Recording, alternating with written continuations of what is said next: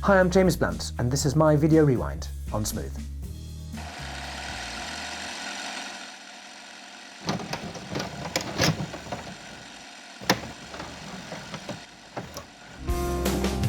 You're beautiful.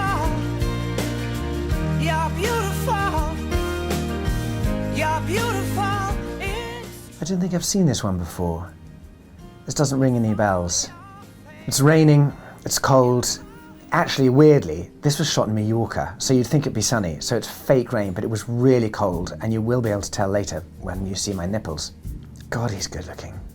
So I still have the coat from this, and occasionally I wear it at home and look in the mirror and think, God, do you remember those days?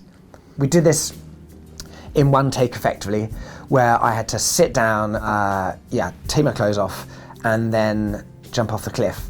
And I jumped off the cliff. It's a hell of a high jump, it was about 50 feet. They'd said, how high do you want to go off this cliff? And I said, however high you can find it, I'll jump, which is a really stupid thing to say. And they did us kind of sonar to check it was deep enough to jump into. And then all the locals came to watch because they'd heard that an idiot pop star had agreed to jump off the cliff. And everyone who was in the crew who are making this video, they were all tethered with ropes.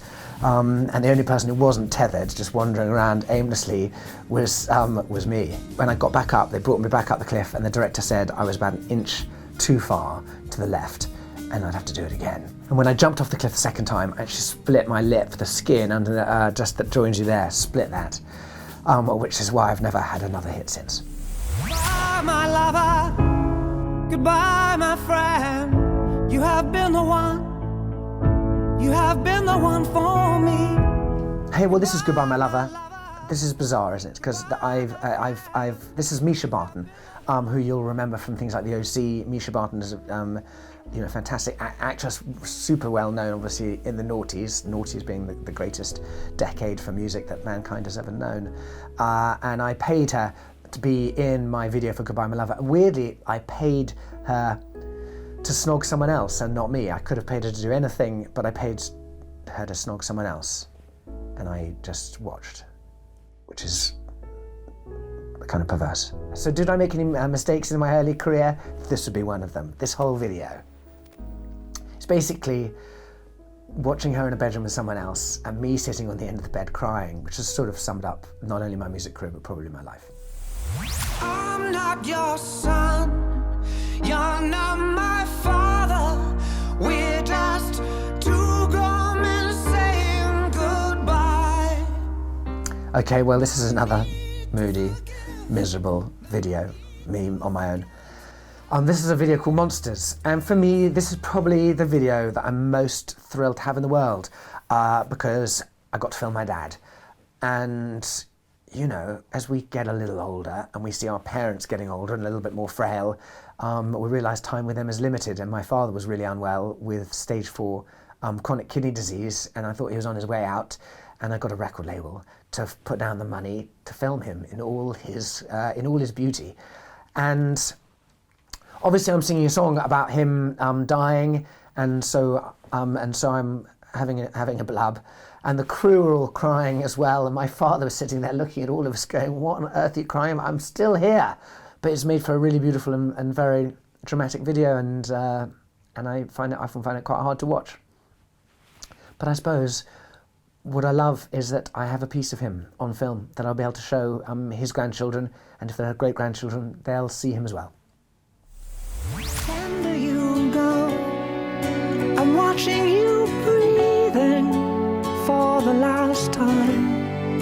A song for your heart. This is Carry Home. We filmed it on the White Cliffs down in the south that the UK is so famous for, and in black and white, and it's a beautifully shot video.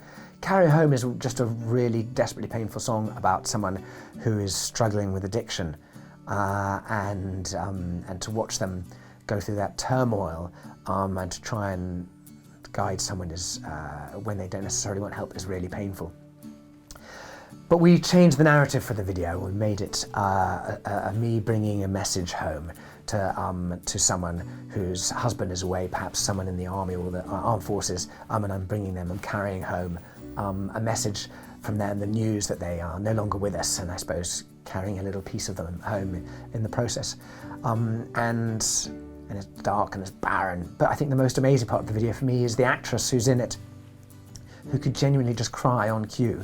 And to watch her switch on and off was just absolutely remarkable. To see what a genuine actor could do in that way was mind-blowing to work with her. Look who's alone now, it's not me, it's not me. Those three wise men, they've got a Sammy. This is the first ever video for Wise Men, and I'm pretty sure we made a second one, probably because this one was, well, wasn't my best. And we shot this in Café de Paris, which is a club in London, in Piccadilly Circus. And I'd been to the club before. I used to have a girlfriend who worked in there as a waitress or working tables, and so I knew the club really well. And here we were with my band. Some of them are still my band members. And then gets weird, and we get kidnapped, and I end up in a car. And I don't know what the script was. I think the script is about as weird as the song. I mean, the song lyrically makes absolutely no sense, and neither does the video. Yeah, so there's my band playing on the side of the road. There are people who are supposed to look like me, wearing masks that are supposed to look like me, but they really don't. There I am, tied up in a car. I mean, I'm just being signed up to do painful things for myself. And I'm tied up, and I think they go and bury me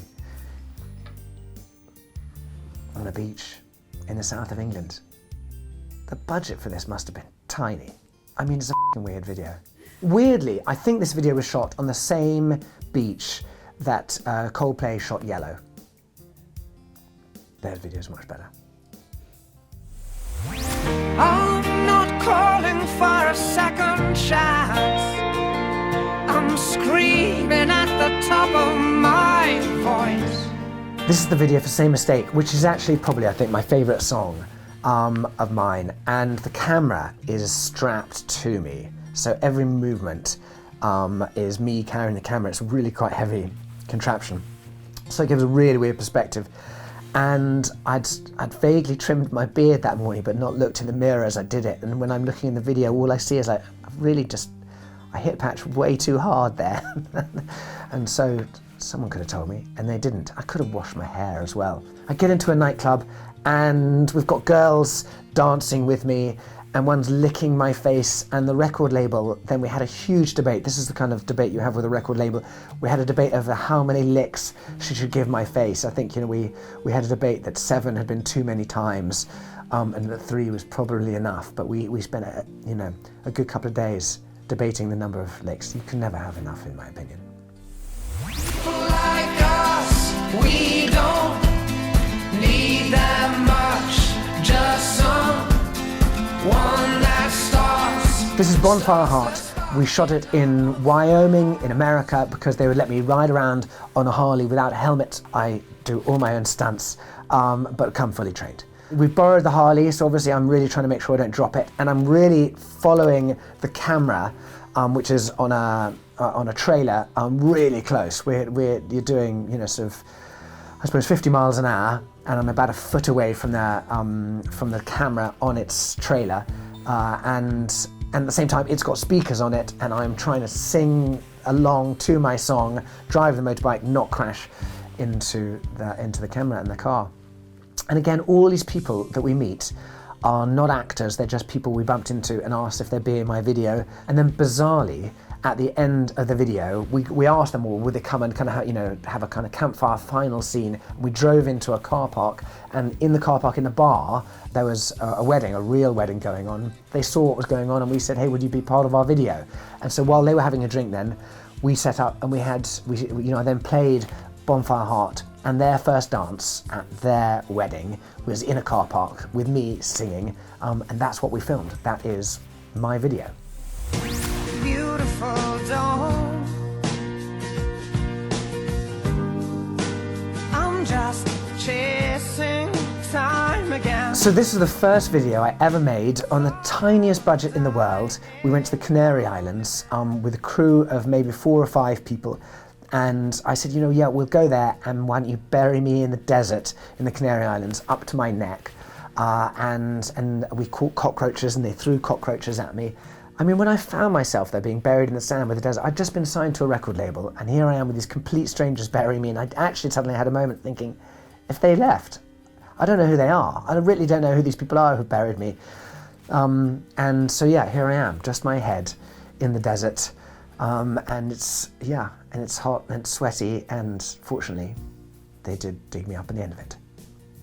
But yeah, we got the cockroaches from the town we'd stayed in the day before in a jar. No cockroaches were harmed in the making of this video, but they were thrown at me in the making. I also then was given a bottle of tequila, I think it was. They wanted me to have a kind of, get drunk scene and trip out, and so I did drink the tequila, and so the vomiting scene is genuine, because again, I really throw myself into the making of the videos.